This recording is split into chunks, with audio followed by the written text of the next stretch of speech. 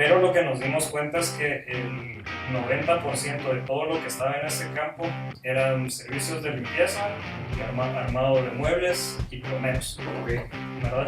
Y realmente lo que nos dábamos cuenta era que si uno quería un plomero era bien difícil, si uno quería conseguir a alguien que lo ayudara a armar sus muebles, ¿verdad? O mover cosas de una casa, colgar cuadros, en ciudades grandes es bien difícil y era bien caro.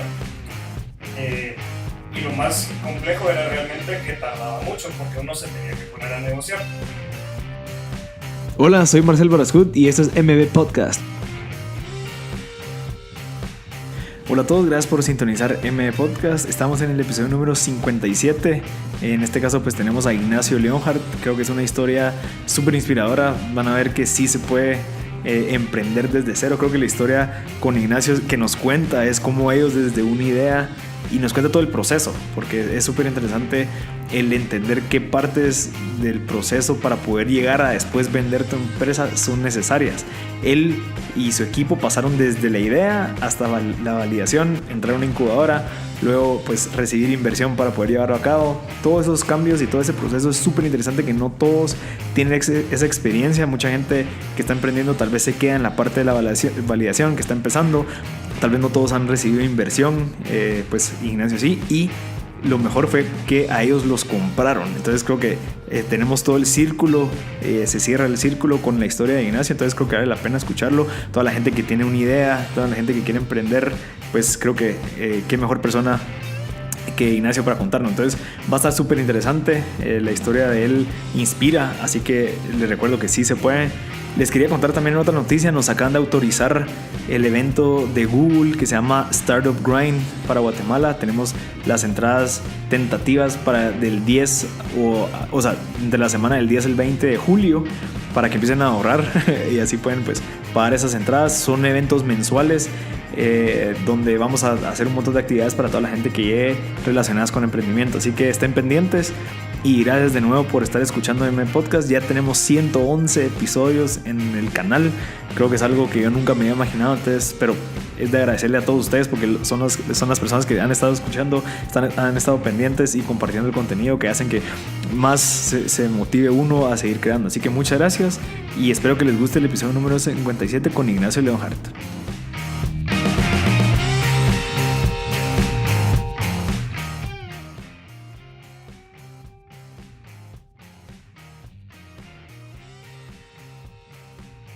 ¿Cómo estás? Bien, gracias. Bien, Ignacio, mira, para los que no te conocen, yo no te conozco tanto, yo me enteré por tu primo.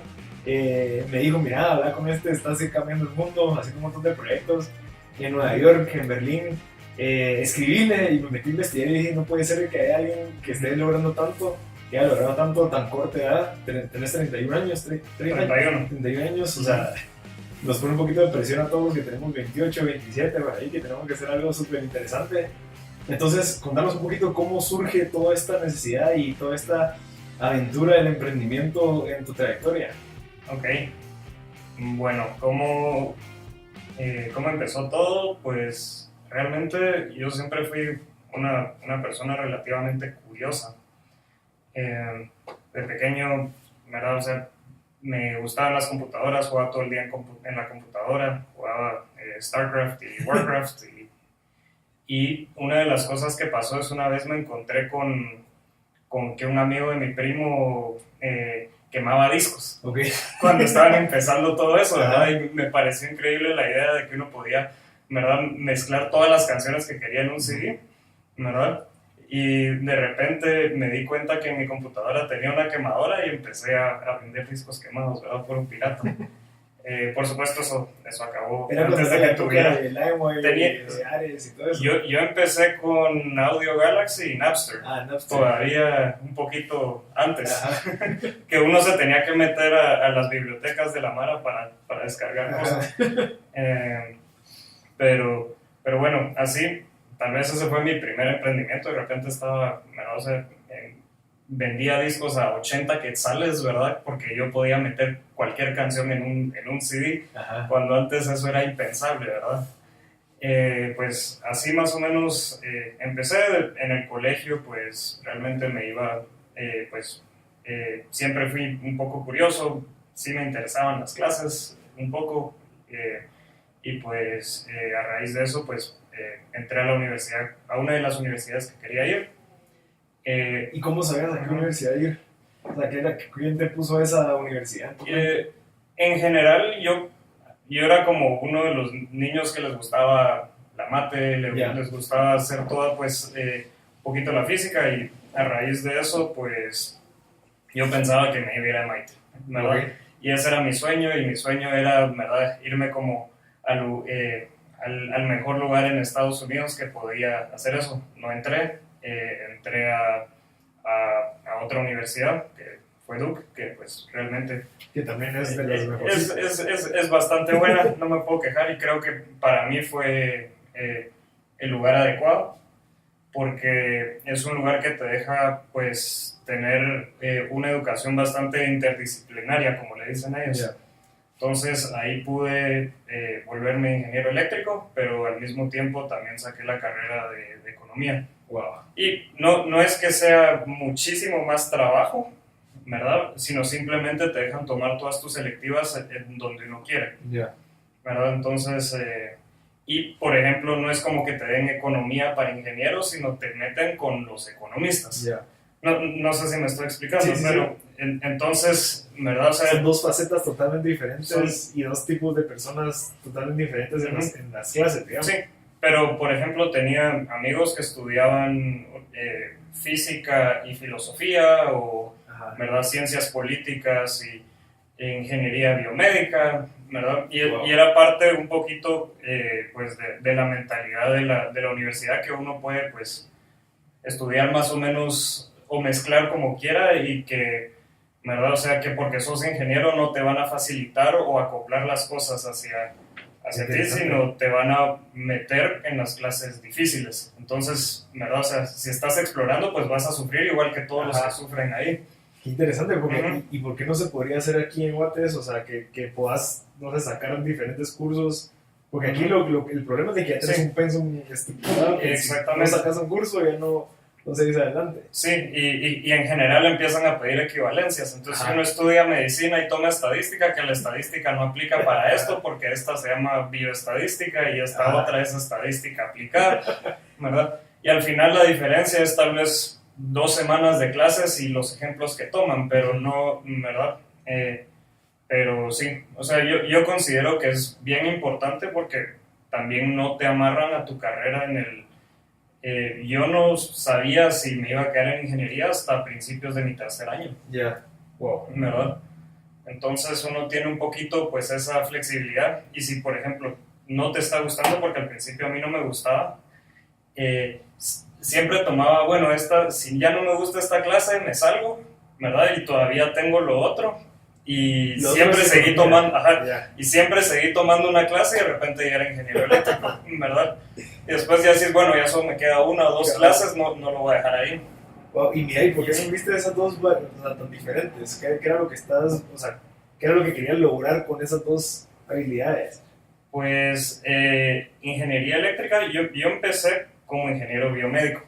Pensaba que pues podía hacer medicina, así que no sé qué cuántos, pero me di cuenta que lo que me gustaba era pues realmente me las podía mejor como ingeniero eléctrico, ¿verdad? Porque en general tenía más habilidad en la parte como digital y de programación, que bueno, para mí ingeniería eléctrica en nuestra universidad era ingeniería eléctrica y de computación, entonces era un poquito más enfocado en la parte digital y de antenas. Aquí se mira un poco más la parte de distribución, es un poquito diferente. Entonces enseñaban mucho más como aspectos de programación, un poquito más cosas donde yo me sentía más cómodo, mientras que cuando me metían a tomar química yo sufría. Y economía pues fue un poco curioso, porque realmente lo que pasó es de que mi novia en ese momento, ella estudiaba negocios y me dijo, mira, acá hay ¿verdad? Me está gustando economía, te podría interesar, ¿verdad? Y de repente tomé un curso y me gustó tanto que después ya hasta le caía mal, porque me gustó tanto.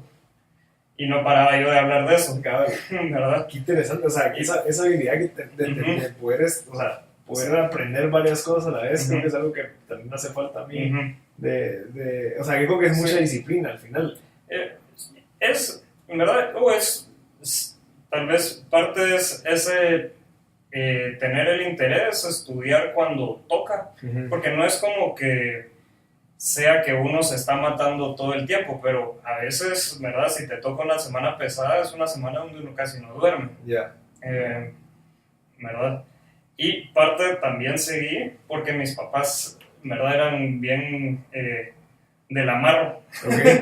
Y todo el tiempo estaba oyendo que los austriacos, que no sé qué, y me molestaba bastante como toda la filosofía austriaca, que terminé tomando una clase con el historiador de Hayek para poder contestarles, y después de ese momento ya no tuvimos más conversaciones sobre eso, porque verdad ya sentía que no me podían como que tirar todo lo de que verdad, o sea, que los austríacos eran los que sabían verdad, mejor sobre cómo funciona la economía. Creo que muchos que crecimos tal vez en esos años y pues muchos que hemos ido a la universidad siempre nos ha tocado un poquito como tener tener que lidiar con la filosofía austríaca, para bien o para mal, ¿verdad? Y no es que esté mala, ¿verdad? Pero sí me tocó, me quise informar más de eso para no sentir que con argumentos austríacos ¿verdad? Te quedas callado porque no sabías. Exactamente. Entonces, parcialmente seguí con eso y pues yo me había especializado yo me estaba especializando como un ingeniero de antenas. Mi siguiente proyecto, o sea, yo empecé a trabajar en un laboratorio donde lo que hacíamos era tratar de detectar cáncer de mama a través de un sistema o un arreglo de antenas, ¿verdad? Y recrear un ambiente en tercera dimensión como una alternativa a las mamografías, ¿verdad? Entonces, yo sentía que con eso estaba siendo ingeniero y estaba teniendo un poquito como un propósito de hacer algo bueno, ¿verdad? Y pues estuve trabajando en eso 2 años en la U, que era como mi parte de investigación, y yo pensaba que me iba a ir a hacer iba a seguir haciendo un doctorado en eso. Lo que pasó es que nuestro laboratorio perdió financiamiento, entonces cuando ya me tocaba decidir, bueno, me voy a trabajar, me quedo acá, lo que quedó bastante claro era que me iba a pasar 1 a 2 años buscando financiamiento para seguir el proyecto. Y lo que pasaba es que como ingeniero de antenas, realmente o es médico lo que uno hace, o uno está armando como sistemas de radares y ¿verdad? Y prácticamente de armas. Y parcialmente para muchos trabajos, pues uno tenía que ser ¿verdad? Ciudadano de Estados Unidos, o realmente no me sentía cómodo yéndome a desarrollar como los proyectos más interesantes en todo eso, ¿verdad? Para estar haciendo armas. Sí, cabal, tu idea al principio era un propósito de ya no se pudo y me a hacer armas, ya no quiero, ya no va acorde a lo que te motivó al principio. Exacto. Y de repente en una conferencia estaba, ¿cómo se dice? Fui a una conferencia y estaba reclutando Goldman Sachs. Es como uno de los bancos así vistos como el banco más malvado. No, curiosamente, ¿verdad? Ahí era pues donde varios de mis amigos querían ir a trabajar y algunos pararon trabajando, y empecé como que un poquito como como le dirían, como a casaquear a una que estaba reclutando ahí, y de repente me ofrecieron ahí un trabajo, pero yo no sabía nada específicamente de finanzas. ¿Y eso es compra y venta de acciones o es más de todo finanzas de banco? Mira, es un banco de inversiones, y en general a lo que se dedican son a servicios, como le diría yo, de adquisiciones, de fusiones, también, ¿verdad? Del mercado en general, como la bolsa, productos estructurados. Yo estaba trabajando específicamente en lo que eran en derivadas, ¿verdad? Curiosamente, ¿verdad? O sea, una de las cosas que que me pasó ahí es que realmente ha sido el ambiente más ético donde yo he trabajado. Cuando vos pensabas que era malvado. O pues cuando en la prensa es visto como un lugar muy... como de corporación y que tienes que subir la sí, escalera no, de y tal vez no tanto de eso, sino, o sea, gran parte de la crisis pasó por, ¿verdad? O sea, ok. por, ¿cómo le diríamos? Ambición. Por la gran ambición de algunos de estos bancos, ¿verdad? Entonces, de alguna u otra manera dejaron, ¿verdad? O influyeron en que muchos préstamos fueran problemáticos, en que el mercado se cayera y todo, y pues Goldman Sachs pues no fue del todo inocente, ¿verdad? Pero a nivel mi departamento, y yo me sentía, o sea, al día de hoy nunca trabajé en un lugar donde a la gente le importara tanto hacer todo, ¿verdad? A un nivel tan, no solo ético y correcto, sino no dejaban de revisar nada para asegurarse que estuviera bien, ¿verdad? Esa fue mi experiencia. ¿Cuánta gente trabaja ahí en Goldman Sachs?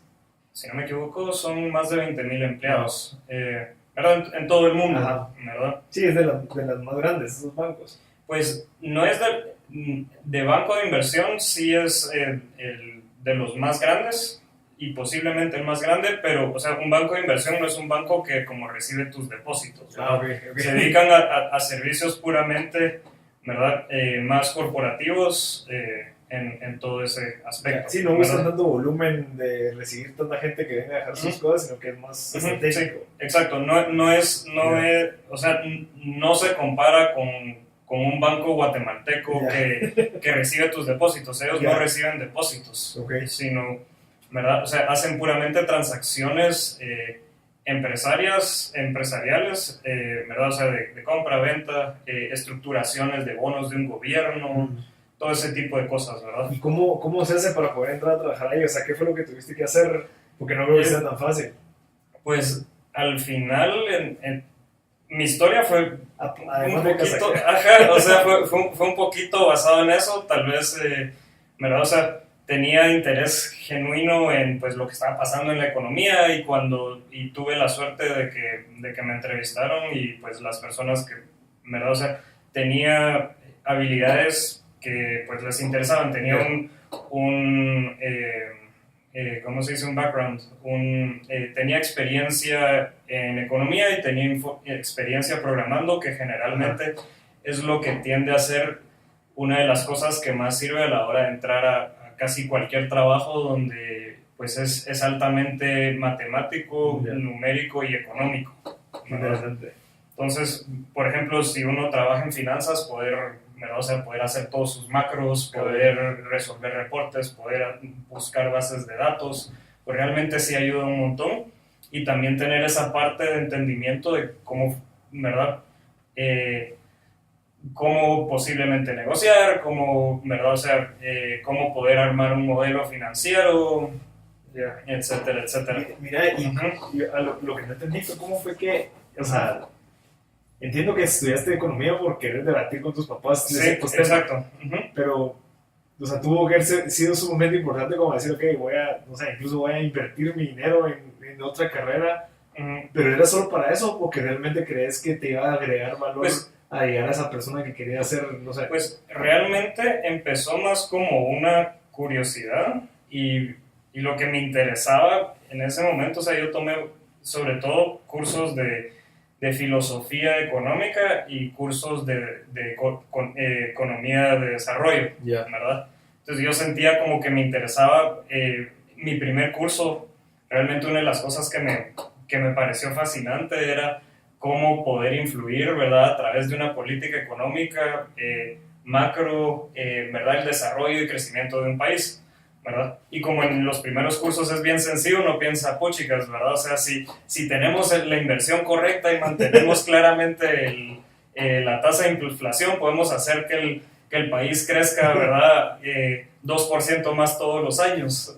Claramente no es tan fácil, pero yo tenía esa idea que pues tal vez había una forma como de hacer crecer un país, ¿verdad? De una forma más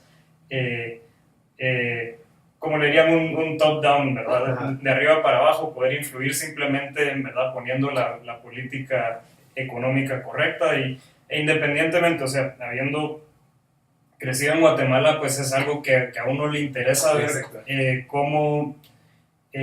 cómo podría hacer, ¿verdad? Uno las cosas mejor o qué se puede componer y realmente uno tiene pues esa afinidad al país y, ¿verdad? O sea, y tal vez así ¿verdad? Podría encontrar uno una solución.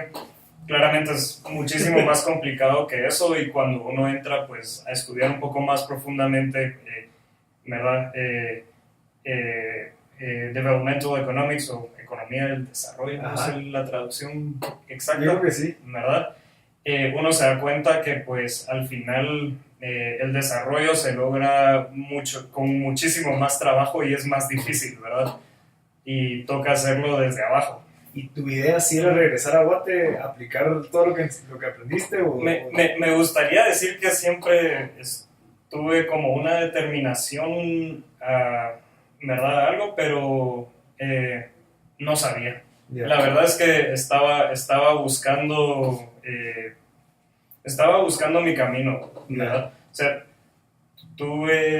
siempre quise hacer algo para el bien común, ¿verdad? O sea, siempre ¿verdad? O sea, el término como creo que correcto siempre me sentí como un yoki, ¿verdad? Okay. Que sería Young Urban Creative, okay. ¿verdad? Que es como quiero vivir en una ciudad, quiero ¿cómo se llama? Quiero tener un trabajo con propósito, quiero que sea creativo y que cambie todos los días, ¿verdad? Y quiero que me vaya bien económicamente, que es como lo que todos quieren, ¿verdad? Pero, o sea, siempre esa fue como tal vez la meta, tener un propósito, ¿verdad? ¿Verdad? De poder tener una calidad de vida aceptable y pues, y que mi trabajo pues tenga un propósito y que pues requiera también un poco ya sea de creatividad o de esfuerzo o algo pues un poco más. Y esa idea que es muy diferente, digamos, a nuestra edad, que estamos muy similares, es muy diferente a lo que nuestros papás pensaban en su caso. Es que, ¿de dónde sacaste esa visión de querer lograr algo tan como integral? Pues realmente o sea, una de las cosas que pues que siempre me quedó claro es, o sea, a mí me quedó claro que nací con muchísimos privilegios, ¿verdad? Entonces, siempre sentí esa responsabilidad de cualquier cosa que la hiciera, y uno puede decir, ¿verdad? O sea, uno siempre quiere hacer todo lo mejor posible, pero siempre, ¿verdad? O sea, como una forma, pues, como siempre sentí una responsabilidad de hacer absolutamente todo lo que puedo porque las cosas que haga las haga al mejor nivel que pueda. Un poquito como una forma de reconocer que pues las personas que no han tenido esas oportunidades, pues al menos puedo decir, bueno, yo la recibí no necesariamente porque me las merezco, pero al menos hice realmente utilicé los recursos correctamente, ¿verdad? Y ese ha sido, pues, un poquito mi filosofía. Es un buen punto, porque mucha gente a veces como que juzga a la gente que tuvo todo desde un principio, pero también hay que ver de que no todas las realidades son las mismas y que uno depende, o sea, depende cómo uno aproveche eso, porque si en algo caso tuviste todo y no hiciste nada, puede ser que sí sea algo negativo a que si no tuviste nada y hiciste un montón de cosas, o sea, como que ahí se ve el cambio, pero o sea, es como pararte en los hombros de gigantes. Cuando uno crece en una familia que tiene tal vez los recursos que te mandan a universidades, es donde, ok, me pusieron una base de aquí, tengo que ser el doble de alto o sí, mucho más. Y tal vez así siempre lo vi, ¿verdad? Espero haber logrado espero todavía hacer cosas pues que tengan alguna importancia. Nos vamos a entrar ahorita a los emprendimientos. Y perdón, creo que nos hemos tardado demasiado, ¿verdad? Pero queremos llegar a la parte jugosa. Queremos llegar a la parte jugosa y ya llevamos como 20 minutos. No, pero contame, ¿cómo fue que empezó, digamos, estando con las dos carreras? Después sacaste un máster en finanzas, o sea que tampoco es tan fácil. ¿De dónde empieza la parte de los negocios? La parte de los negocios realmente empezó porque yo estaba viviendo en Londres y trabajaba desarrollando portafolios para fundaciones. Ok.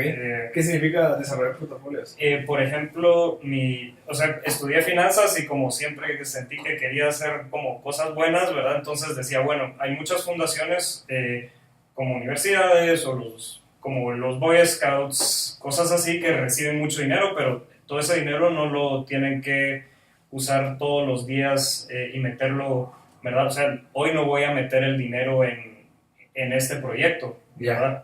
Porque a veces reciben mucho dinero, ¿verdad? Y quieren mantener una estructura sostenible. Entonces, nosotros lo que hacíamos era estructurar todo su portafolio de inversión en los mercados para que todos los años les diera para poder mantener sus operaciones. Qué interesante. Uh-huh. O sea, déjame ver si te entendí. Entonces, yo recibo mucho dinero. En vez de decir, bueno, estos $100,000 los voy a meter en este proyecto que tal vez vale 30, Uh-huh. Agarro los 70 y los Uh-huh. meto para invertir en algún otro proyecto, como esa gente que consigue muchos inversionistas y invierte con el dinero de esos inversionistas.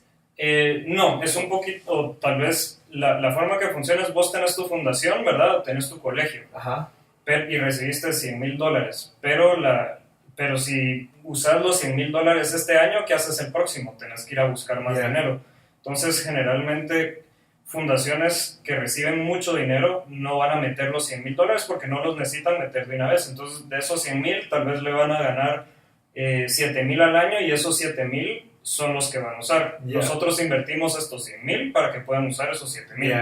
O sea, digamos, nosotros no invertíamos por ellos, los ayudábamos a estructurar para que a largo plazo la fundación pueda vivir para siempre o para que logre sus metas, ¿verdad? Porque muchas veces uno lo que quiere es que sea algo sostenible. Exacto. Interesante, eso nunca lo había visto desde la perspectiva de una fundación. Ajá. Y yo no sé si mucha gente lo ve, pero interesante. O sea, yo recibo $100,000, los invierto en un banco con un retorno del 3%, 4%. O sea, yo ya sé que esos $4,000 son extras, bueno, no extras, sino que es algo recurrente que me van a estar dando a mí al mes en cierta cantidad de tiempo. Y la forma es de poder crear una fundación, ¿verdad? Que no dependa necesariamente de que le estén donando todos los años, ¿verdad? Wow. Sino, ¿verdad? O sea, estructurarlo de forma que puedan vivir a largo plazo, porque a veces lo que pasa es hay una persona con mucho dinero que se muere, ¿verdad? Y deja todo su dinero en una fundación, pero la fundación no tiene 50,000 proyectos, ¿verdad? Y parte de lo que se quiere es que pues, eso se quede para que la fundación pueda funcionar a largo plazo. Qué interesante. Eso es súper interesante, no lo había visto de esa manera. ¿Y sabes o crees que la estructura legal de aquí en Guatemala funciona de esa manera, que permita a esas fundaciones funcionar así? Ahí sí no te podría decir, no tengo ni yo no he idea. escuchado que, o sea, veo que buscan patrocinios y buscan donaciones, cabal, pero para sobrevivir, digamos, ya no es para no sé, invertir en otras cosas, sino que ya es para mantener la operación. Y eso es como que la parte difícil de las fundaciones, que uno tiene que estar dependiendo de esas donaciones. Exactamente. Entonces, si en dado caso se estructura de tal manera, puede ser que sea más autosostenible. Yo podría decir que seguro hay varias fundaciones que operan así, pero sobre todo son fundaciones que han recibido montos fuertes en algún momento. Sí, que el interés sí sea algo que sea atractivo. Pues. Exacto, o sea, tal vez el dueño de una empresa dejó muchísimo dinero y lo dejó. Y puede que independientemente, ¿verdad? O sea, esta fundación podría estar en Estados Unidos o en otro lado y mande el dinero a Guatemala cuando sea, ¿verdad? Porque al final pueden tener sus operaciones en otro país y mandar el dinero acá porque no pagan impuestos técnicamente en ninguno de los dos lugares. Qué interesante, ¿verdad? Buenísimo. Entonces empezaste a desarrollar esos portafolios. Estaba trabajando en eso, pero lo que me di cuenta es como para llegar al siguiente rol lo que necesitaba era ser más viejo. Porque estábamos lidiando, por ejemplo, con gente de tal vez unos entre 50 y 70 años. Yo tenía 22, 23 años, ¿verdad? No, tenía 23. Y pues prácticamente lo que necesitaban para como yo poder avanzar era solo verme más viejo. Como la formalidad. Exactamente, porque, o sea, llegaba a las reuniones, presentaba yo y pues yo era un consultor y había un consultor mayor, ¿verdad?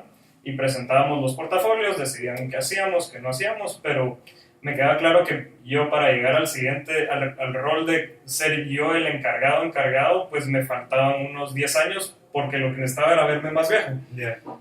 Sí, que la gente te persiguiera un poquito más, no sé, como con experiencia. Exactamente. Yeah. O sea que de repente están tomando decisiones de cientos de millones de dólares porque, por ejemplo, muchas de estas fundaciones, ¿verdad?, tienen más de 1,000 millones guardados. Incluso, por ejemplo, por eso dicen que algunas universidades como Harvard y todas esas tienen más de 30,000 millones de dólares, ¿verdad? Y es porque lo tienen así. Ellos solo gastan lo que les devuelve el portafolio, Wow. ¿verdad? O sea, nunca van a perder esa inversión. Bueno, Ajá. no sé por la inflación y todo eso, Sí, pero en general está estructurado para que puedan utilizar eso para siempre. Wow. Entonces, cuando estás tomando una decisión de si vas a mover esto de aquí para allá, ¿verdad? O sea, y tenés un niño de 23 años ahí, ¿verdad?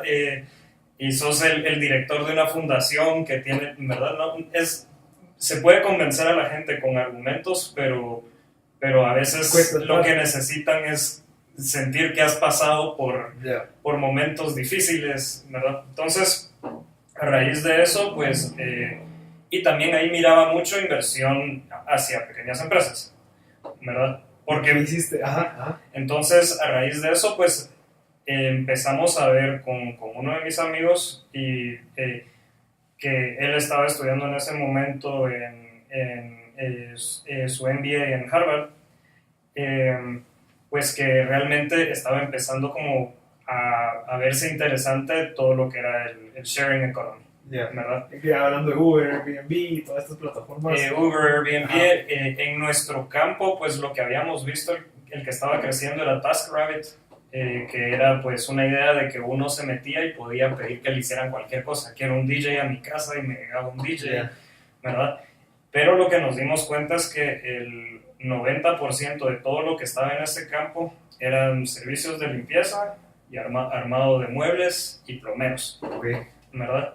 Y realmente lo que nos dábamos cuenta era que si uno quería un plomero era bien difícil, si uno quería conseguir a alguien que lo ayudara a armar sus muebles, ¿verdad? O mover cosas de una casa, colgar cuadros, en ciudades grandes es bien difícil y era bien caro. Y lo más complejo era realmente que tardaba mucho porque uno se tenía que poner a negociar. Entonces, lo que... No saben los precios del mercado como para poder... O sea, no sabes cuánto cuesta poner una tele, pues. Y aunque te cueste más o menos, lo que nosotros estábamos apostando es que gran parte del valor que podíamos agregar nosotros a través de tecnología era quitarte la fase de negociación. Entonces, aunque te salga un poco más caro, yo sé que mañana puedo tener ¿verdad?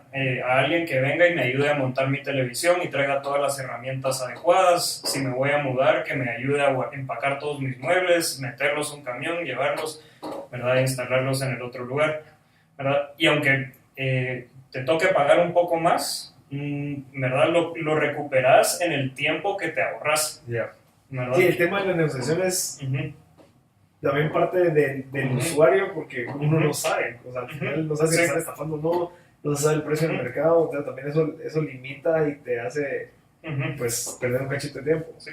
Y realmente, o sea, yo tenía experiencia programando, ¿verdad? Y mi amigo Oshin y su roommate, ¿verdad? Tenían experiencia operacional a nivel, ¿verdad? O sea, de empezar empresas. Entonces, prácticamente decidimos que lo íbamos a hacer. ¿Pero cómo los conseguiste, perdón, a ellos dos? ¿Cómo empezó? Uno era mi amigo de la universidad, ¿verdad? Y él estaba pues en Boston, ¿verdad? Y estuvimos hablando por como 2 meses, 3 meses, porque llevábamos ya desde que nos conocíamos pensando si en algún momento hacíamos algo. Qué interesante. ¿Verdad? Él había tenido pues un par de empresas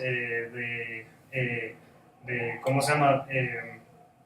Para poder ayudar a encontrar candidatos políticos y que los informara, y había tenido su empresa también de desarrollo inmobiliario cuando en Europa todo estaba explotando, ¿verdad? Y pues de repente cuando eso acabó, él regresó a estudiar y siempre estuvimos hablando de eso. Entonces en ese momento yo estaba un poquito desesperado en mi trabajo porque sabía que ya me iba a tardar mucho en avanzar y ya sentía que había aprendido lo que iba a aprender. Y pues en ese momento dijimos, bueno, lo empezamos. Aparte, en ese entonces era cuando empezaba ese ambiente donde a todas las empresas de tecnología les daban muchísimas facilidades. Yeah. Entonces, prácticamente dije, bueno, dijimos, empezamos, nos fuimos todos en abril. Ellos estaban terminando el año y el plan era que ellos querían decir que eran como que habían decidido no seguir en Harvard para empezar su empresa, ¿verdad? Sí, como el de Facebook. Y tal vez aquí estoy contando un poquito la otra parte de la historia, porque como hay como historias oficiales de las empresas, ¿verdad? Y la real, Cabal. ¿verdad? Mira, Sol, perdón, vos estás ganando bien, o sea, estás en un trabajo normal, Sí, estás exacto. trabajando. ¿Cómo fue ese cambio? O sea, ¿qué fue lo que tuviste que entender y decir, bueno, si voy a emprender este proyecto, obviamente no voy a cambiar voy a pasar un poquito de penas de cierta manera? ¿O cómo fue que lo hiciste? Sí, pues hay que tomar en cuenta, o sea, cuando uno trabaja o cuando uno está empezando a trabajar en una ciudad como Nueva York, una ciudad como Londres, o una ciudad grande así, ¿verdad? Una de las cosas que pasa es que uno se va dando cuenta que pues uno trabaja 12 horas diarias, 13 horas diarias, ¿verdad? Gana ok o gana bien, ¿verdad? Pero el 50-60% de tu salario se va en tu renta. Ya. Y sabes que nunca vas a poder tener una casa, o si tenés una casa, ¿verdad? Te faltan 20 años para ni siquiera poder pensar en ello, trabajando a ese ritmo. Ya.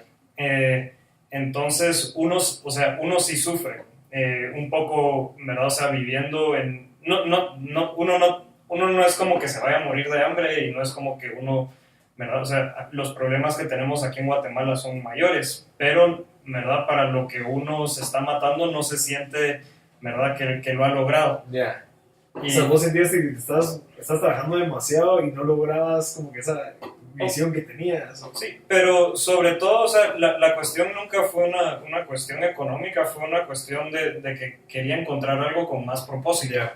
¿Verdad? Y parte de esta idea, ¿verdad? O sea, una de las cosas que nos llamaba mucho la atención es que pues podíamos construir algo que a nivel tecnológico se puede manejar entre 10, 15 personas en cualquier parte del mundo y tener a cientos de miles de personas utilizando tu plataforma y realmente en general, o sea, gente que hace servicios de plomería, gente que hace servicios de limpieza, ¿verdad? Instalaciones básicas, pues son personas que están pues en el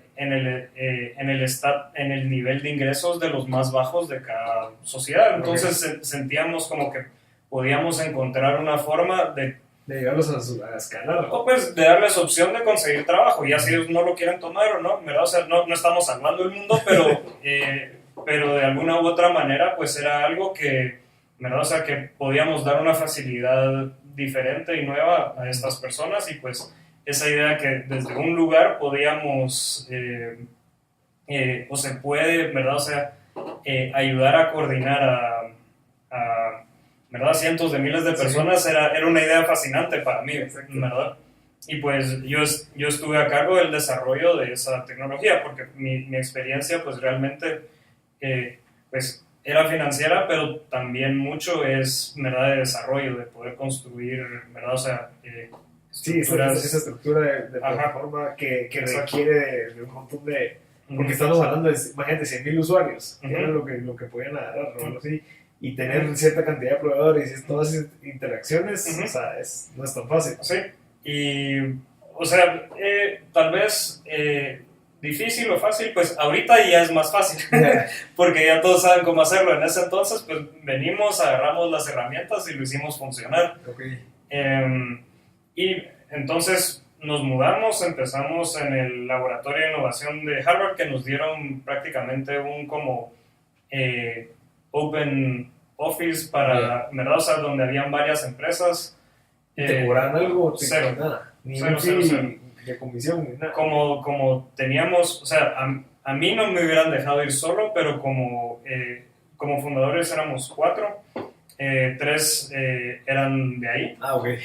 Entonces, pues nos lo daban de gratis, solo había que solicitar y pues yo llegaba y pues me pasaba ahí todo el día, ¿verdad? Entonces ahí empezamos hasta que nos aceptó una incubadora y después uno va procesando o progresando a diferentes lugares, después tiene su oficina, después cambia de oficina, pero podemos, sí, no sé si queremos hablar como el proceso de financiamiento o el proceso más como el proceso de negocios, de cómo empezamos. Mira, a mí me gustaría saber más que todo el proceso de cómo fue que pasaron desde Harvard a la incubadora, o sea, cómo fue ese crecimiento, qué tuvieron que cambiar, como que qué fue esa mejora, es lo que bueno, ya estamos listos para una incubadora, para luego estar en un, o sea, ya recibir inversión y así.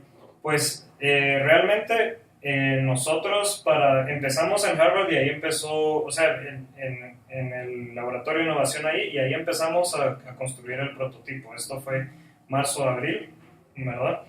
Y en todo ese momento, pues parte de lo que uno se pasa haciendo, o pues parte de como el rol de nuestro CEO es estar viendo financiamiento y dónde vamos a ir.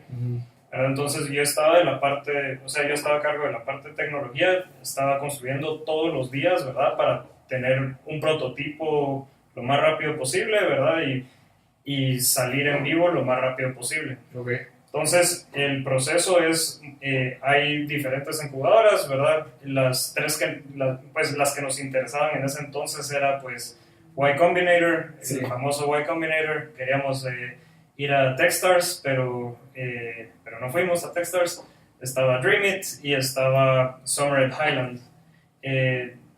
Al final, ¿verdad? O sea, fuimos a...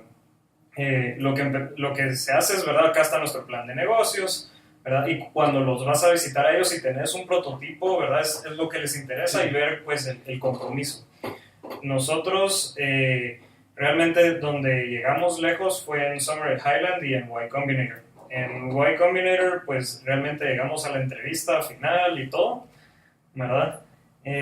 Pero nos pusimos tan nerviosos porque es un ambiente tan agresivo, ¿verdad? Y nos dijeron que no, ¿verdad? Pero en ese momento, pues ya teníamos un prototipo de lo que era. En ese momento lo que teníamos era una plataforma que los proveedores, pues, o los trabajadores, los que hacían todos los servicios, los profesionales, pues, estaban en la plataforma, y cuando un cliente se metía a nuestra página, le mandábamos mensajitos de texto a todos, y si respondían en cuestión de 30 segundos, ¿verdad? Te salía en la pantalla y podías escoger quién te hacía el trabajo. Qué interesante. Así empezó, y en ese entonces toda la gente todavía no tenía smartphones. Okay. Entonces empezamos, ¿verdad? Construyéndolo a nivel de mensaje de texto. Wow. ¿Verdad? Ahí estamos hablando de que hace 7 años.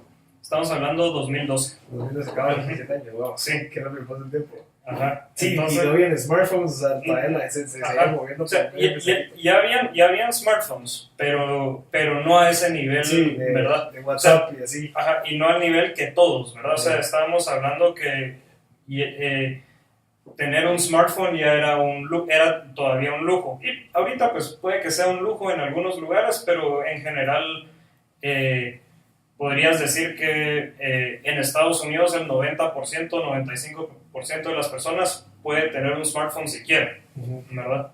Ok. Entonces empezó que mandábamos mensajitos de texto y pues nos podían responder y salían en la pantalla y cada quien escogía.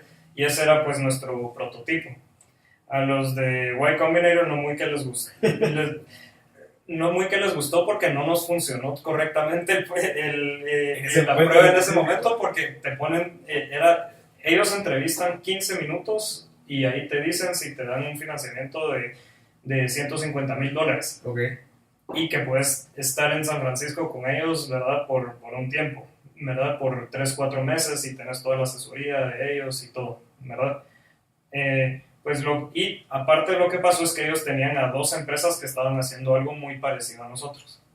Uno de los momentos más felices que he tenido fue el momento que compramos una de esas, que adquirimos una de esas porque no le estaba yendo tan bien. Y el otro es cuando la otra de ellos quebró, que fue una de las caídas públicas más grandes de como las empresas de sharing economy.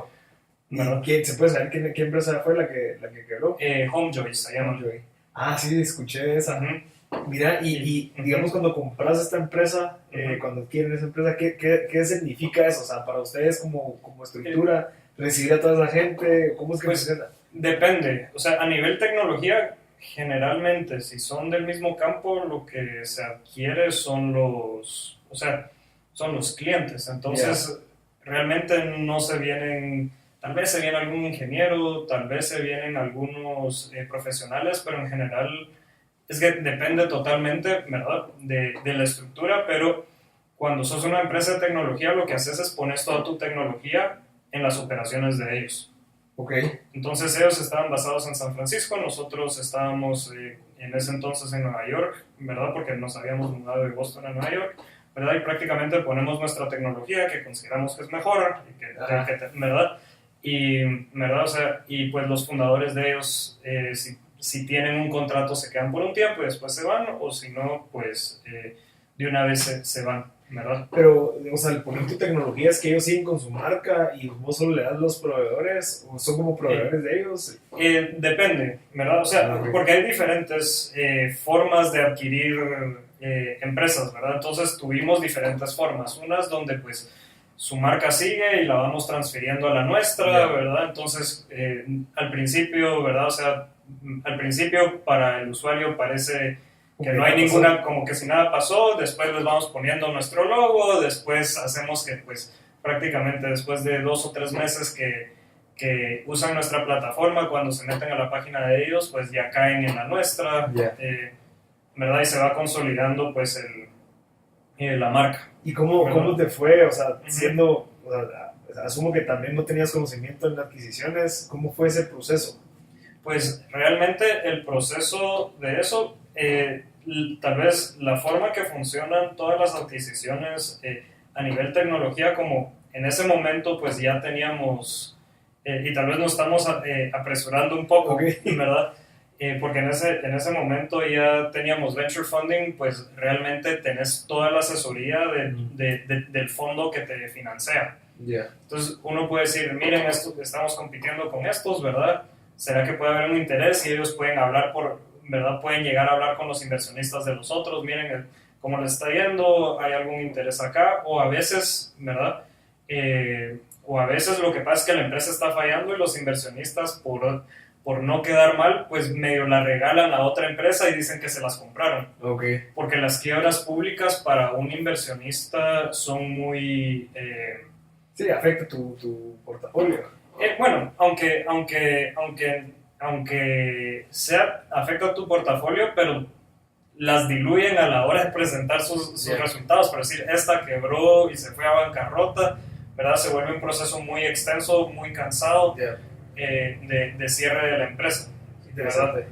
Entonces, los mismos fondos de inversión pueden más o menos hablan entre sí, ¿verdad? Y te pueden conseguir el contacto para ver con quién empezar a negociar. Exactamente. Mira, y digamos en tu persona, cuando empezamos a hacer todo esto, que empezaron a crecer, recibieron inversión, empezaron a adquirir todo ese conocimiento técnico de todo esto, o sea, ¿cómo fue para vos? O sea, al principio ahora vamos a comprar, ahora vamos a recibir inversión.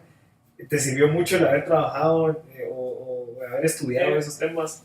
Más o menos. Realmente una de las cosas que pasa es como uno está operando a otro nivel a veces, especialmente el primer año, los primeros 2 años, uno está operando a toda velocidad, ¿verdad? O sea, uno mira cómo aprende lo que aprende y falla en lo que falla, ¿verdad? Y la gran ventaja que uno tiene es que están las estructuras, ¿verdad? O sea, los fondos de inversión tienen la estructura para asesorarte en eso. También así te lo cobran en las acciones que tienen de tu empresa, ¿verdad? Pero, sí, pero en general, o sea, eso ya estaba. Y, o sea, como éramos varias personas, o sea, Oshin tenía mucho más experiencia en eso. Él había trabajado en un fondo, ¿verdad? O sea, en una venture fund que se llama Accel, ¿verdad? Y pues él ya tenía conocimiento de cómo funcionaba casi cualquier parte, ¿verdad? Entonces, conforme vas creciendo, realmente lo que haces es que dividís más los roles. Al principio todos hacen todo, ¿verdad? Y después, o sea, yo me enfocaba puramente en tecnología, pero, o sea, recibís todo lo demás porque te toca lidiar con eso, te toca, ¿verdad? Pero en general, o sea, conforme todo esto se va volviendo más completo, ¿verdad? O sea, cada quien va tomando su diferente rol y lo tiene que ejecutar a su nivel, ¿verdad? Entonces, con nosotros, pues, el CEO se encargaba que era Oshin, él se encarga de financiamiento, compras, el de operaciones se encargaba de toda la operación, ¿verdad? Porque independientemente teníamos, dependiendo en qué parte, en qué punto, pues se llegó a tener hasta más de 20,000 personas en la plataforma trabajando mensualmente, ¿verdad? O sea, tenían trabajo 20,000 personas. Sí, no trabajo tiempo completo y tal vez no ¿verdad? Un salario increíble, pero sí. O sea, pero oportunidad de poder, pues, trabajarse. Ok, qué interesante. Mira, ¿y cómo fue la experiencia de tu primera interacción de un cliente con un usuario? ¿Cómo fue eso? O sea, cuando lo vieron y dijeron a la madre. Fue una gran emoción, ¿verdad? La forma que, o sea, porque uno siempre estaba y tenía la plataforma y cuando uno empieza, ¿verdad? O sea, le entran 3 personas al día, ¿verdad? En su paginita, ¿verdad? Y de repente uno mira que están buscando, ¿será que están, ¿verdad? ¿Será que van a contratar a alguien, ¿verdad? Y pues cuando nosotros, pues la primera contratación fue el primer día, el día que lanzamos. Y pues todos saltábamos de alegría, pero estábamos nerviosos que tal vez no haya funcionado bien, que tal vez el cobro lo cobró 2 veces, porque, o sea, estábamos probando todo y pues ya estaban todas las estructuras para cobrar y para todo, pero no teníamos mucho tiempo a probar las cosas. O sea, estábamos probando con los clientes y a veces no funcionaba, ¿verdad? Y así fue. Entonces todos saltábamos de la alegría, pero estábamos nerviosísimos porque no, ¿verdad? O sea, le vas a mandar a alguien que conociste la semana pasada a la casa de una señora. De una señora, ajá. Sí, mira, y es, digamos, era tu bebé, pues, porque vos aplicaste toda la parte de tecnología, o sea, viste cómo fue de 0 a 1, o sea, algo ya visual e interactivo. ¿Cómo se siente eso? O sea, el crear algo con tus propias manos y que lo veas tan funcionando y que o sea, que haya mucho interés después de que hayan inversionistas y así. ¿Cómo se siente? Pues un poco emocionante, pero, o sea, cuando uno está en eso, también uno está muy nervioso, ¿verdad? Porque primero yo no lo había hecho antes, ¿verdad? Y de alguna u otra manera una de las cosas como que nosotros nos veíamos era, o sea, nosotros queríamos ser más grandes que Facebook, ¿verdad? O más grandes que cualquier otra empresa de tecnología, entonces nos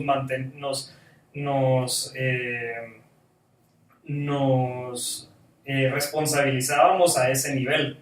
Entonces uno estaba nervioso de cualquier error, que si el azul no era el azul del diseño, que si el proveedor no recibió el mensaje de texto 15 minutos antes, uno, o sea, viéndolo ahorita hacia atrás es muy satisfactorio, pero en ese momento es súper tenso, porque, ¿verdad? O sea, uno tiene muchísima presión y, o sea, y a veces uno siente que sus cosas son todavía muy frágiles, ¿verdad?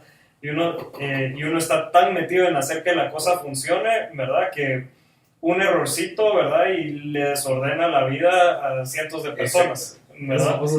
Ajá. Porque nosotros teníamos una política de todos los días sacar algo nuevo. Wow. Entonces, todos los días teníamos que programar y sacar algo nuevo y a veces no funciona, ¿verdad? Y a ver cómo regresas y también las herramientas, por ejemplo, para regresar o sea, estábamos todavía, ¿verdad? Aprendiendo a usar muchas herramientas también y algunas todavía también no existían del que hay ahora. Entonces, por ejemplo, si algo te falla, tenías que regresar, pero también a veces tenías que esperar a que te fallara, ¿verdad? Y no sé, por ejemplo, los recordatorios, tenerlos bien programados. Si tenías un recordatorio Cosas que me pasó, por ejemplo, teníamos recordatorios de que tenías que te iba a llegar alguien hoy a limpiar, Ajá. ¿verdad? Y de repente los mandábamos incorrectamente, ¿verdad? Porque un programador o yo lo había programado mal, ¿verdad? Y ya lo mandaste, ¿verdad? O sea, hay cosas que uno no puede, ¿verdad?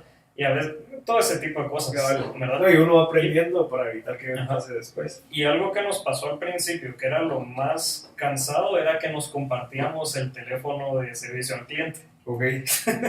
Entonces uno se pasaba trabajando hasta las 2 de la mañana y a las 8 de la mañana o a las 7 de la mañana lo llamaban a uno que todavía no había llegado el mensajero, el cuate que les iba a pintar la pared y que se iba a llegar, y uno se pone ahí, ¿verdad? Y iba 5 minutos tarde, ¿verdad? Toda esa parte que pues sí es... que toca. Ajá, que Al toca. final todos tienen el sombrero de hacer diferentes cosas. Asumo que en algún momento ya hasta tener mucha gente de tu cargo. Sí, más o menos. Sí. ¿Alguna vez o que te recuerdes que practicaste liderazgo, que digas, a la manera en ese momento, si yo no hubiera tomado esta actitud o algo así, no hubiera salido adelante? Pues, o sea, hay varios ejemplos, ¿verdad? O sea, a veces, o sea, una de las cosas que pasa es, a veces hay que tomar decisiones en una empresa así. Por ejemplo, si uno ya no va si uno tiene que darle las gracias a algunas personas, porque uno va a tal velocidad y a veces uno no reclutó correctamente y toca decidir porque, ¿verdad? O sea, estás hablando que le estás pagando un salario todos los meses y la empresa, si se queda sin dinero, se quedó sin dinero, porque la filosofía de estas empresas es crecer, crecer, crecer, crecer, crecer, pero si no estás creciendo y no te están dando, y la gente interna no te está dando resultados, ¿verdad? Estás perdiendo todo el financiamiento que te costó conseguir, ¿verdad? Entonces, una de las cosas que nos pasó es, habíamos contratado a una persona de ventas, ¿verdad? Que realmente estuvo 2 meses haciendo un montón de cosas y no lograba levantar, ¿verdad? O sea, no logró vender nada. Al primer día viene un intern, ¿verdad? Y saca 2 ventas más que él en 3 semanas, ¿verdad? Okay. Y por más que nos caía súper bien, era una de las personas, ¿verdad? O sea, nos tocó tomar esa decisión y decir, mira, ¿verdad? O sea, ya no lo podemos tener, gracias, ¿verdad? ¿Verdad? O sea, ese tipo de cosas, ¿verdad? Y hay que hacerlo, ¿verdad? De la manera más ética posible, ¿verdad? Y darle la oportunidad a las personas, ¿verdad? De tomar sus... ¿verdad? O sea, no arruinarle la vida a las personas, pero a veces hay que demostrar que, ¿verdad? O sea, que si alguien está haciendo mal el trabajo, no puede continuar. Exacto. No, que al final si lo ves objetivamente, o sea, es como, mira, no podemos seguir si seguimos pagando esto porque vamos, o sea, al final a largo plazo no nos va a afectar bien a ninguno de los dos. Ok. Y, o sea, hay diferentes ejemplos de cosas así, ¿verdad?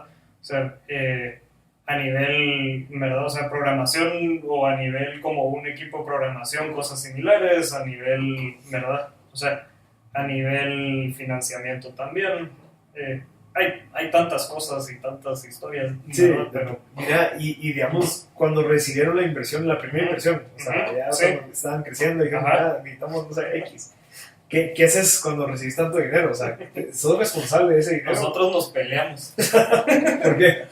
Porque, o sea, una de las cosas que es bien, bien complejas cuando uno está en una de esas, y es una como de las sugerencias bien importantes a la gente que está empezando una empresa, es pensar bien cómo se va a dividir el pastel al principio y qué va a requerir para que cada persona reciba lo que recibe, ¿verdad? Porque a veces lo que pasa es que te hacen una oferta y las ofertas que te dan rara vez son ofertas que te van a gustar porque crees que las cosas valen más. Y muchas veces cuando las cosas empiezan a valer más dinero, cada quien piensa que merece una cantidad diferente. Entonces, en ese momento, ¿verdad? O sea, unos sentían que merecían más, otros que, ¿verdad? Todos sentían que habían hecho más y merecían más, y los mismos inversionistas te pueden exigir a reestructurar tu tu estructura de capital en base a lo que ellos quieren para darte el dinero. No sé si me estoy explicando. Sí, me lo puedes detallar un poquito más. Ok, hagamos de caso que, por ejemplo, los inversionistas ¿verdad? Están acostumbrados a que el pastel esté dividido 60 para el CEO, ¿verdad?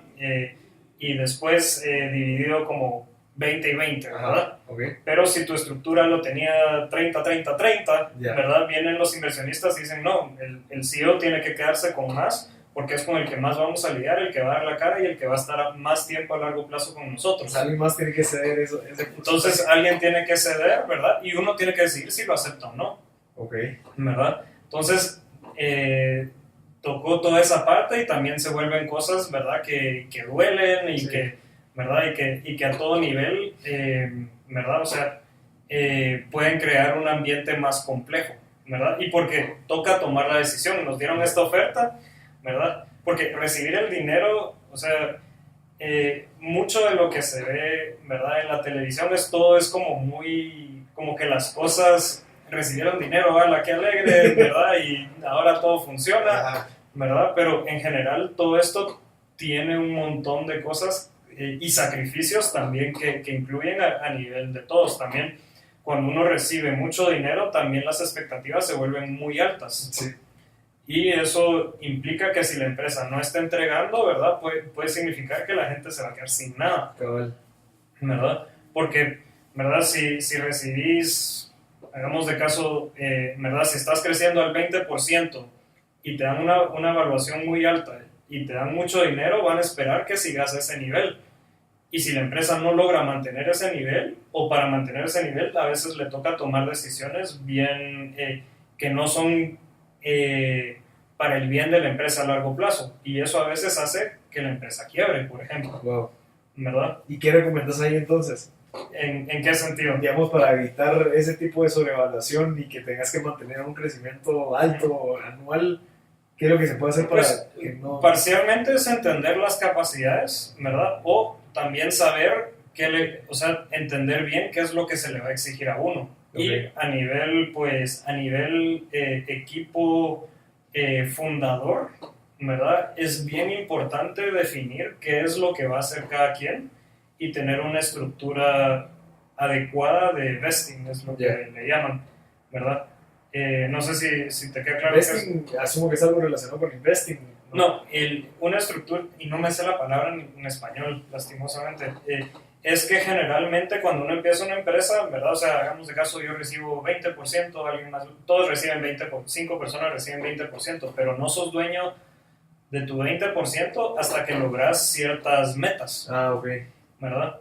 Porque lo que tiende a pasar es a veces yo recibo mi 20% y me voy y ya no me importó la empresa y tengo mi 20%.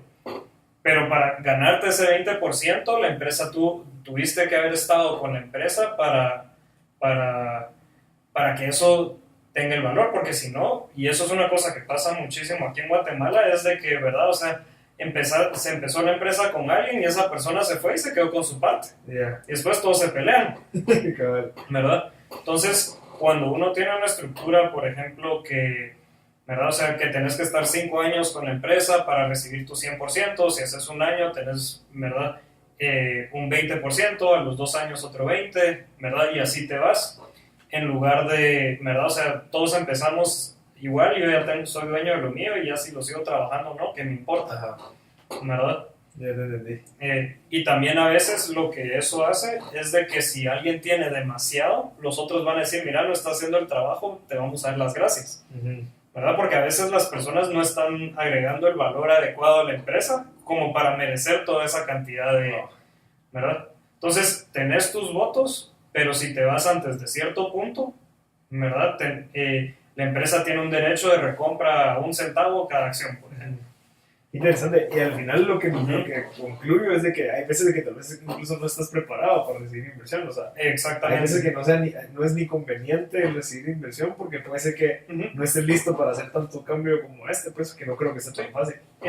Por ejemplo, ¿verdad? O sea, yo creo que, o sea, a nosotros nos funcionó todo relativamente bien, pero, o sea, ese es el tipo de cosas que pasan, ¿verdad? O sea, hay mucha tensión, ¿verdad? Y también es porque, ¿verdad? O sea, que a uno le esté, o sea, es muy diferente que en la forma tradicional de que a una empresa le vaya bien versus que a una de estas empresas les vaya bien.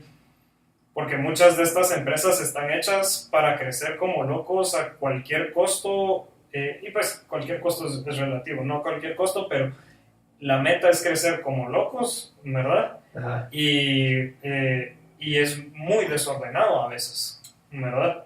Y, y muchas como que de las decisiones se hacen en que en verdad los inversionistas te van a exigir ese nivel de crecimiento a toda costa y en el momento que no logras recaudar una próxima ronda, la empresa se murió. Ya. Sí, cuando ¿verdad? estás viviendo de inversiones.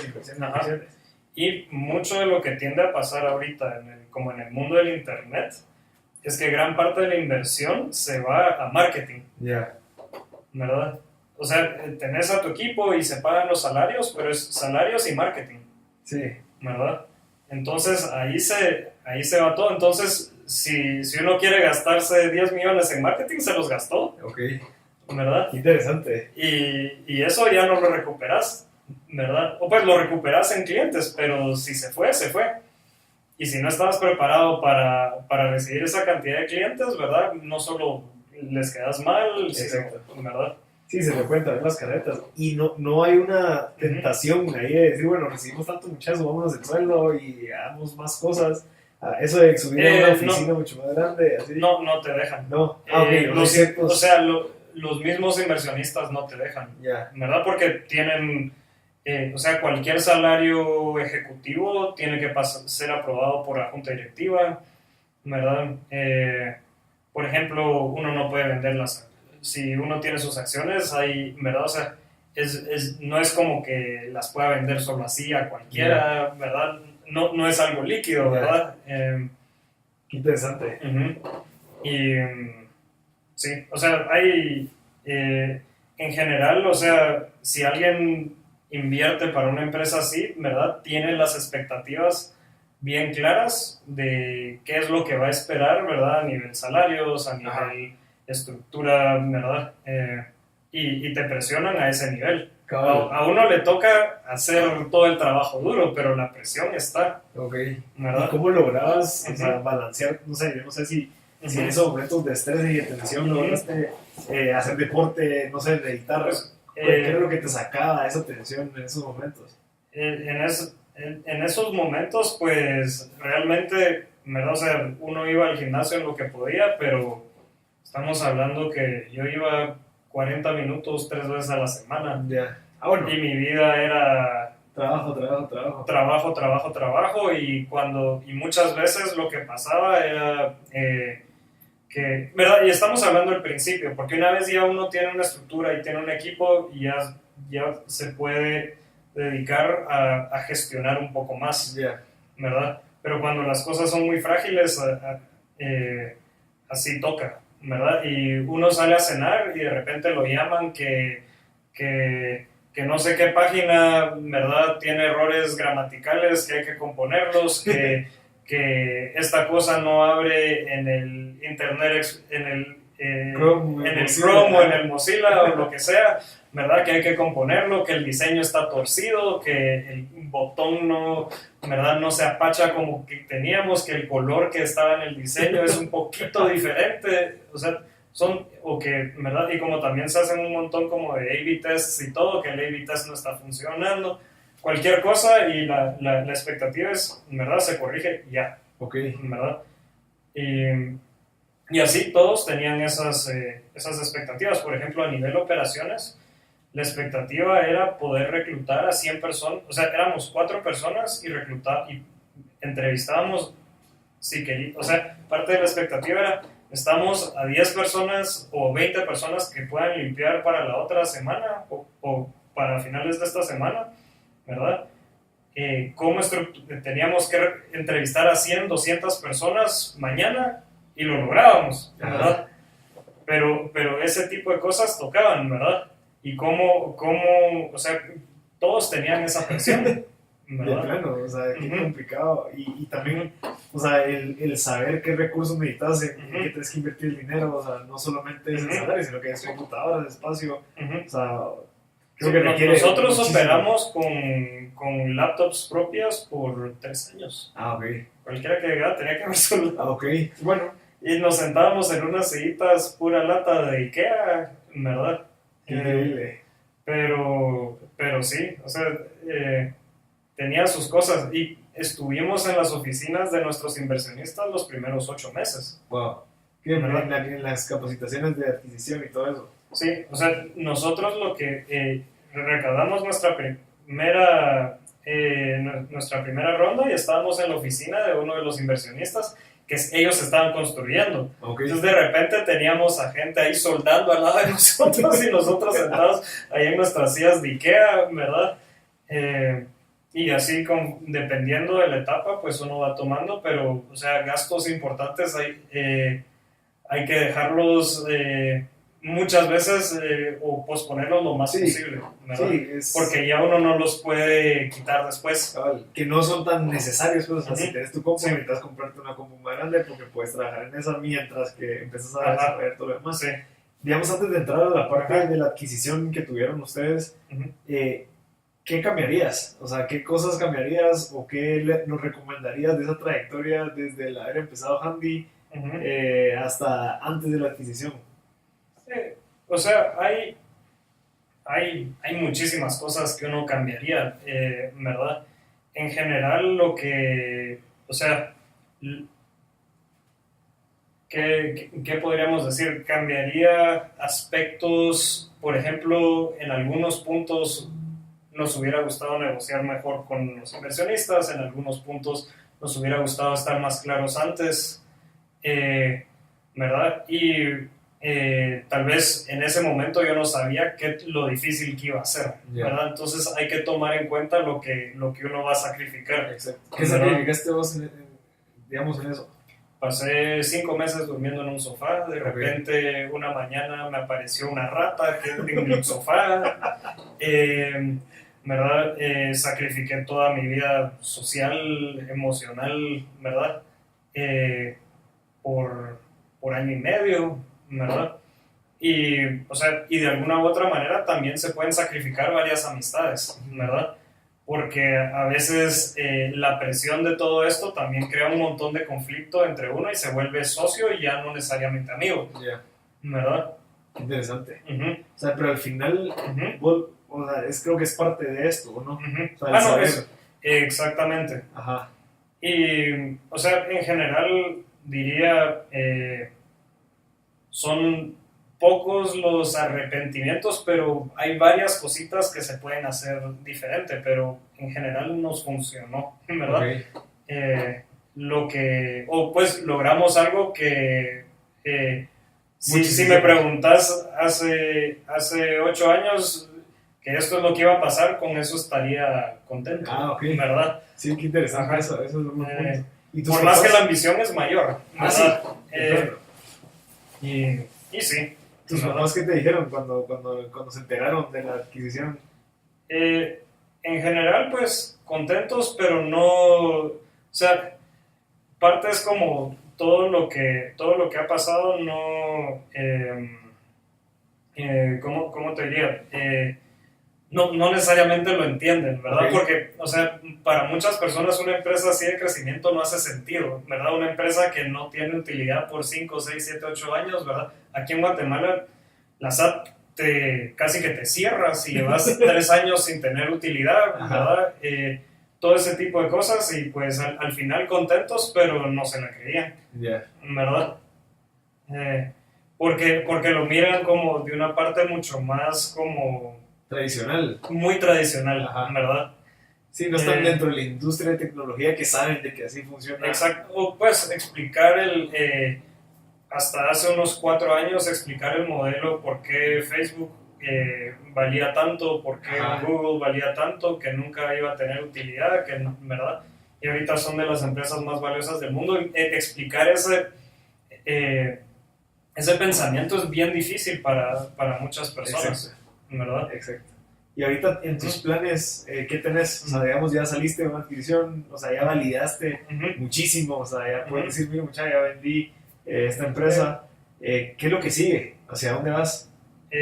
Pues ahorita he estado un poco más tranquilo Vacaciones. un poquito, pero en este momento pues estoy en el proceso, o parte de mis metas es quisiera armar un think tank, Okay. ¿verdad? Sobre todo sobre que trate temas de competitividad, en particular acá, ¿verdad? Sobre Guatemala, que hay varias cosas que creo que podríamos hacer mucho mejor, ¿verdad? Y que creo que estando aquí en Guatemala, pues lo vemos, pero no nos damos cuenta del impacto que eso tiene, y son cosas que tal vez a nivel como empezando una empresa, no sé si se pueden solucionar, pero creo que pasando esa información puede ser importante, ¿verdad? Okay. Y también porque no son necesariamente donde yo tengo los recursos para hacerlo. Y aparte, pues tengo un proyecto en Berlín que todavía está en un poquito de parte privada, pero, o sea, todavía no puedo decir qué es, pero estamos en la fase de empezar una empresa. Sí, igual que con Handy, que empezaron trabajando, validándolo para recibir inversión. Sí, estamos un poquito más atrás de lo que estábamos en Handy en ese momento, porque ahorita estoy un poco más relajado. Okay. ¿Y por qué en Berlín? Pues Berlín lo que tiene varias cosas. Primero es la calidad de vida es relativamente buena y es barato. Okay. Por ejemplo, Berlín, los precios en Berlín son casi al nivel de los precios de Guatemala. No, hombre. Wow. Por supuesto, depende del barrio, sí, pero en general, o sea, estamos hablando que el súper en Berlín es más barato que en Guatemala. La renta de las zonas más finas de Berlín está muy parecida ¿verdad? A las zonas finas de Guatemala. Las zonas promedio pues están, ¿verdad? Como una zona buena de Guatemala, pero como un ambiente comparable a un Nueva York, un París, un Londres o un Hong Kong, ¿verdad? Estamos hablando que te cuesta una cuarta parte la vida allá. Y aparte lo miro, o sea, entonces es más fácil conseguir talento para proyectos de informática. Ajá. Y es un centro cultural, entonces hay muchísima creatividad. Sí, ¿qué es no sé si has leído un libro de Crear o Morir. No. Él explica que digamos Silicon Valley y todos estos lugares donde hay tanta creatividad es porque es un centro donde se conecta mucha gente de diferentes países y diferentes culturas, diferentes tipos de mentalidad. Por lo tanto, se crea ese ambiente donde la gente puede ser creativa. Sí, exactamente. Pues posiblemente hacías ahí. Y parte pues de las ideas es hacer pues cosas que desde un lugar se puede, ¿verdad? O sea, uno puede operar en todo el mundo, ¿verdad? Y pues estando en Berlín uno puede operar en toda Europa, estando en una parte de Estados Unidos puede operar en todo Estados Unidos, ¿verdad? Y pues parte de la idea pues es estar ahí también por eso. Perfecto, mira, y para ir terminando, Ignacio, si tenés algún libro que nos recomendes que te haya servido. Puedo recomendar podcasts, la verdad. Ok, ¿cuáles podcasts escuchas? Pues a nivel negocios, recomiendo, y a nivel cómo empezar una empresa, o sea, mucho creo que de lo que yo digo, pues lo puede encontrar uno en este podcast, se llama How to Start a Startup. Ok. Que es realmente bueno y muy específico en cada una de las partes. Entonces, por ejemplo, hay una parte donde hablan de recaudar dinero, otra parte donde hablan de cuándo decidir crecer tu equipo de ventas, ¿verdad? Cómo estructurar tu estructura de capital, todo eso, cuándo empezar a hablar con inversionistas. Es interesante. Habla absolutamente, puede que sea un poquito, ¿verdad? O sea, estamos hablando que toda esa serie se hizo en base a un curso de Stanford en el 2013, creo, 2014. Eso lo puedo recomendar. A nivel de como historias de emprendimiento, uno de mis favoritos es, también se llama Startup Podcast, que es de Gimlet.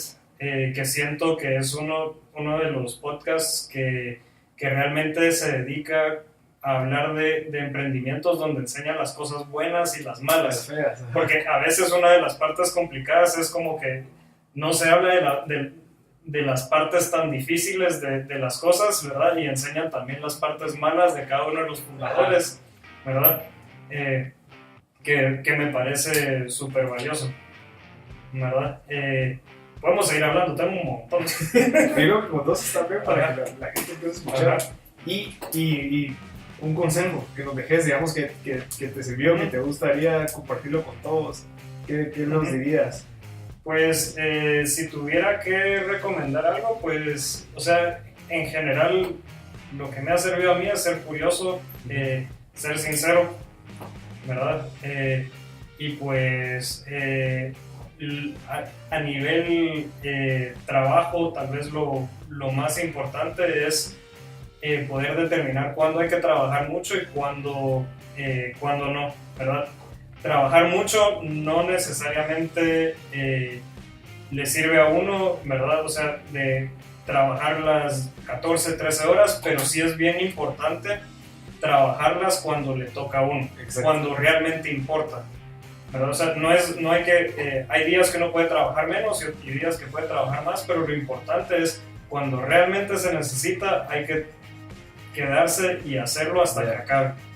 Muy interesante ese consejo, Ignacio. Mira, pues muchas gracias de verdad por tu tiempo. Yo sé que estás en tiempo limitado aquí en Guate y que nos des una hora de tu valioso tiempo es súper valioso para nosotros y la audiencia, pero creo que era algo importante para la audiencia entender de que sí se puede, o sea, que Chapín es, o sea, que crecemos con pues, la misma cultura, tradiciones, que hay corrupción en nuestro país, o sea, al final sí podemos salir adelante, ya sea aquí, en otro país, pero siempre con la visión de poder venir a cambiar nuestro país. Entonces, por eso te quisiera agradecer, porque tu ejemplo creo que cumple con todo eso, y de verdad muchas gracias. Espero poder haber sido de uso de alguien o que mis sugerencias pues puedan ayudar a alguien. Sí, definitivamente, igual hablemos cuando en un año, no sé, para ver cómo vas con el nuevo tema en Berlín y volvemos a recibir una cátedra ahí, cómo poder crecer un startup, ya sea en Estados Unidos o en Europa, y cómo lo podemos aplicar aquí en Guatemala. Ok, perfecto. Perfecto, muchas gracias. Gracias a vos.